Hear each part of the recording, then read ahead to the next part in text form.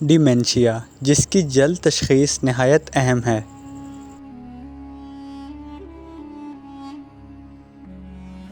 طبی ماہرین نے خبردار کیا ہے کہ اگلی 3 دہائیوں میں ڈیمنشیا مرض بہت تیزی سے افزائش پا سکتا ہے۔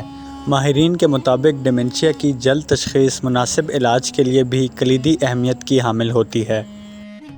یہ ایک دماغی بیماری ہے اور اس میں ذہنی جبلتوں کا انحطاط شروع ہو جاتا ہے۔ اس مرض کے مریضوں کو سوچنے، سمجھنے اور یاد رکھنے میں مشکلات کا سامنا کرنا پڑتا ہے۔ یہ مریض اپنے جذبات، رابطہ کاری اور روزمرہ کے کام انجام دینے میں کمزوری محسوس کرتے ہیں۔ ان مریضوں کو اعضاء کے کمزور ہونے کے ساتھ ساتھ سمجھ بوجھ میں بھی نقاہت کا سامنا ہوتا ہے۔ تعداد میں 2 گنا اضافہ۔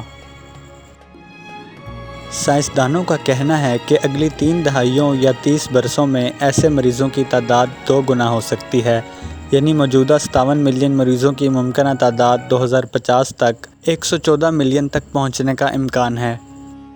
سماجی ماہرین کے مطابق اتنی بڑی تعداد اقوام عالم کے نظام صحت کے ساتھ ساتھ معاشرتی اور خاندانوں کے لیے بھی بہت بڑا بوجھ ہوگا۔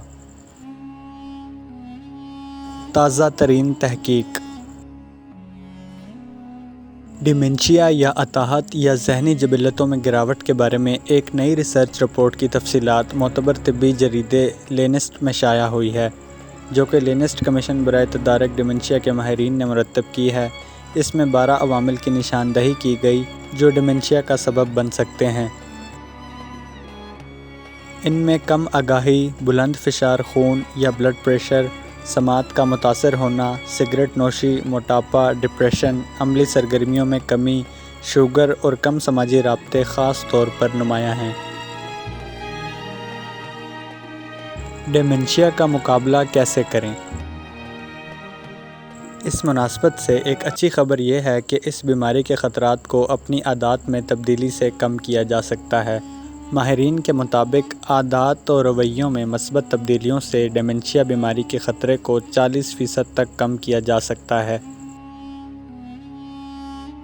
ویڈیو پسند آئی تو لائک، کمنٹس، شیئر اور چینل سبسکرائب کر دیجیے گا۔